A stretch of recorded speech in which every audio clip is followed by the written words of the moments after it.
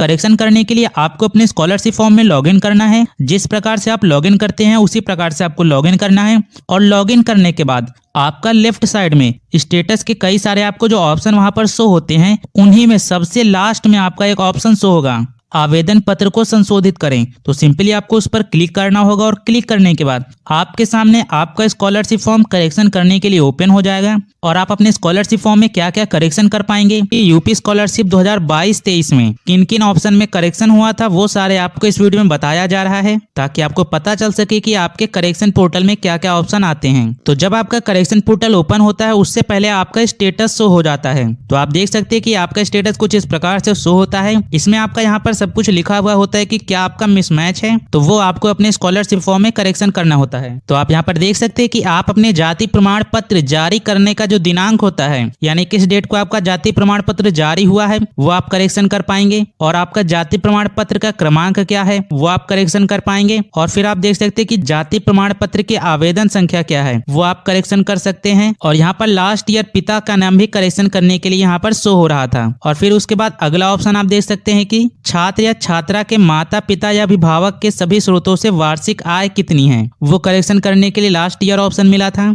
और फिर आपका यहाँ पर देख सकते हैं कि आय प्रमाण पत्र का जो क्रमांक होता है वो करेक्शन करने के लिए पिछले साल ऑप्शन मिला था। और आय प्रमाण पत्र का जो आवेदन फॉर्म संख्या होती है वो करेक्शन करने के लिए ओपन हुआ था। और आय प्रमाण पत्र जारी करने की जो डेट थी वो लास्ट ईयर करेक्शन करने के लिए ओपन हुआ था। और अनुमोदित वार्षिक नॉन रिफंडेबल अनिवार्य शुल्क जो आप फिल करते हैं वो भी आपका करेक्शन करने के लिए लास्ट ईयर ओपन हुआ था। और फिर आपके जो बैंक डिटेल्स होती है, जैसे आपका बैंक खाता संख्या, वो आपका करेक्शन करने के लिए ओपन हुआ था लास्ट ईयर। और आपके बैंक का क्या नेम है वो लास्ट ईयर ओपन हुआ था। और आपका बैंक किस जिले में है वो भी करेक्शन के लिए ओपन हुआ था। और ब्रांच का क्या नेम है आपके बैंक का, वो भी करेक्शन के लिए ओपन हुआ था। और छात्र या छात्रा का बैंक खाता में क्या नेम है वो भी यहाँ पर आप देख सकते हैं कि करेक्शन के लिए लास्ट ईयर ओपन हुआ था। और आपके बैंक का क्या IFS कोड है वो भी आप करेक्शन कर सकते थे। और आपकी फिर जो गत वर्ष की डिटेल्स होती हैं उसमें भी आप करेक्शन कर सकते थे। तो आप देख सकते हैं कि गत वर्ष की परीक्षा फल करेक्शन कर सकते हैं, और गत वर्ष की परीक्षा प्रणाली क्या है, और गत वर्ष की अंक प्रणाली क्या है,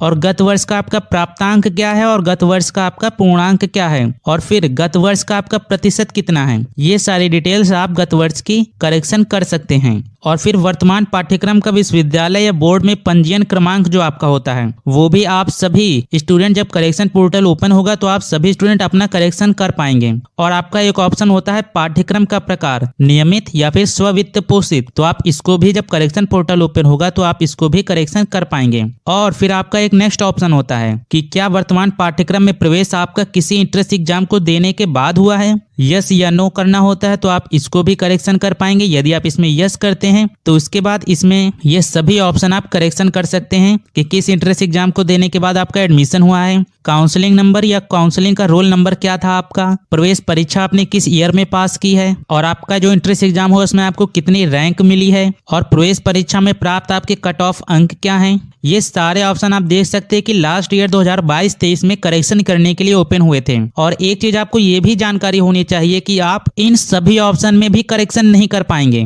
यानी आपका करेक्शन करने के लिए जब पोर्टल ओपन होता है और आपके सामने इस प्रकार से ऑप्शन आएंगे, तो आपके सामने जितने भी ऑप्शन आएंगे आप सभी ऑप्शन में करेक्शन नहीं कर पाएंगे, क्योंकि आप यहाँ पर देख सकते हैं कि आपका स्टेटस इस प्रकार से शो होगा। तो इसमें आप देख सकते हैं कि आपका इसमें जितनी भी चीज मिसमैच शो हो रही है केवल आप इन्हीं ऑप्शन में करेक्शन कर पाएंगे, बाकी आपके अदर इसमें जितने भी ऑप्शन शो होंगे उनमें आप करेक्शन नहीं कर पाएंगे। तो सभी स्टूडेंट इस बात का ध्यान रखें। तो यहाँ पर आप देख सकते हैं कि एक स्टूडेंट का स्टेटस कुछ इस प्रकार से है, marks result type mismatch, enrolment number marks not matched with university uploaded data. तो यहाँ पर आपका जितना भी मिसमैच शो होगा केवल आप उन्हीं ऑप्शन में करेक्शन कर पाएंगे।